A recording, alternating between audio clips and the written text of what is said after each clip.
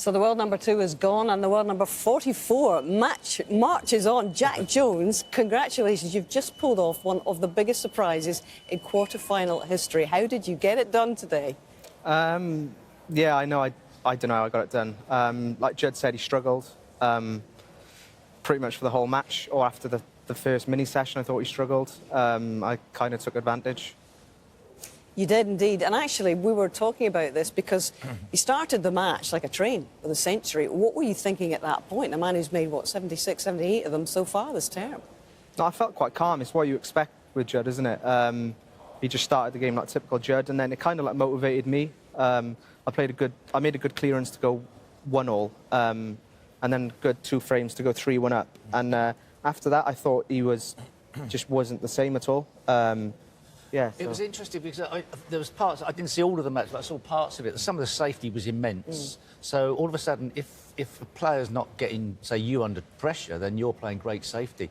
Yeah. It's obviously going to be hard for that person, but we looked at the scores. Yeah. Judd didn't make a 30 break since 8-7 in that game. So you must have been aware that he was somehow struggling, and I don't know how that translated to how you felt about how he was playing. Yeah, I mean, he said in his interview that kind of played my way, but no. I thought he was playing that way. It was like he wanted to play that way. Yeah. Like the shot times after the first 2 sessions, he was slower than me. So that's not what Judd is about usually. Yeah. I don't know. It's just the pressure, I suppose. But yeah. What is it about the Crucible? I mean, you've had your best, your best matches, your best performances. You beat Neil Robertson, Ali Carter last year, and now knocking out world number 2, one of the favourites for the championship. Yeah. What is it about the Crucible that sort of inspires you? Well, I'm hoping they move the whole tour here. But I don't know what it is. It's just if you can't get it for the Crucible, then you can't get it for anything. The longer formats help me kind of like settle. Rest of the tournaments in this season, best of 7s, best of 9s, you've got to settle fast. Yeah. And I haven't really done that, but the World Championship enables you to settle, if you know what I mean. But it could also enable you to completely crack up. Yeah. But you closed out that match beautifully. Yeah. Yeah, I mean, every shot in the last frame I kind of twitched, but they still went in. But perfect. I practiced quite a lot, so maybe that's why they still went in. But I might look calm, but I won't.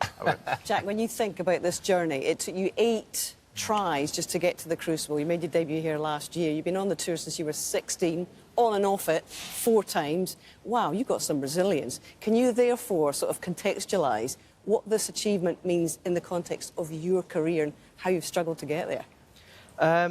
Yeah, I turned pro when I was 16, and there was only a 1-year tour card then. It was quite a high finance to play on the tour. Didn't have sponsors. My parents struggled to pay for everything for me, and it's a lot of pressure, especially as a kid. And I couldn't deal with it really. Maybe that shows in the way I play now, where I kind of don't give up because of all the struggles I've had. But it is absolutely, I know everyone says it, but it is absolutely down to my parents, because it's the reason why I've continued going, is because they've supported me so much. And your dad, Colin, still supporting you. What's he like in your corner here? Yeah, he's like a really calming influence. We don't really talk about snooker much.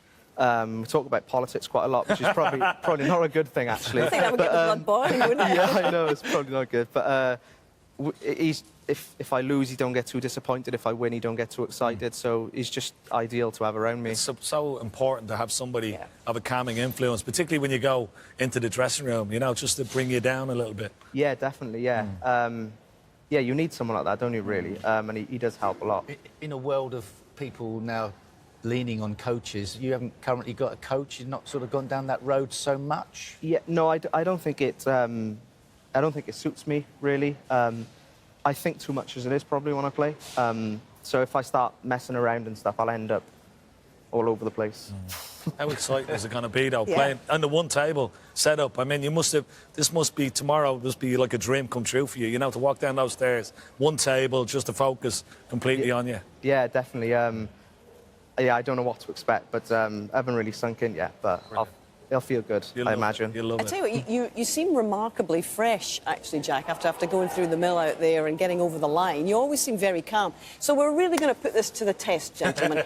You've beaten Judd this morning out there. But you're now going to have to try and do the double because he leads our pot quiz. Are you game for a laugh now after all of that? So I don't embarrass myself. Oh, not at all. OK. Ladies and gentlemen, Mr. Jack Jones is about to attempt our pot quiz.